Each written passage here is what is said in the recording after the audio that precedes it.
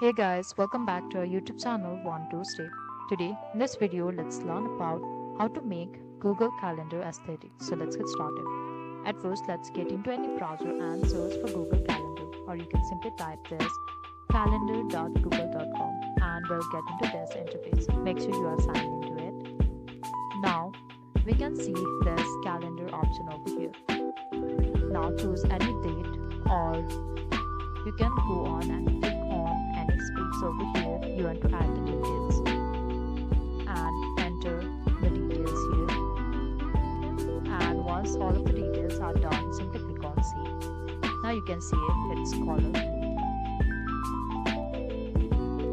Now to change this color, you can simply type on this and click on this edit icon over here. And here's this color option, and change this to anything you want. Now click on save on the top. Now similarly, you can change the color of all the tags as well. So let's go and click on this, and it's blue. And similarly, you can change the color and theme of different tags and your sales. After this, you will finally make your calendar aesthetic. So that is all. I hope you liked the video. Please do like and subscribe. Thanks for watching.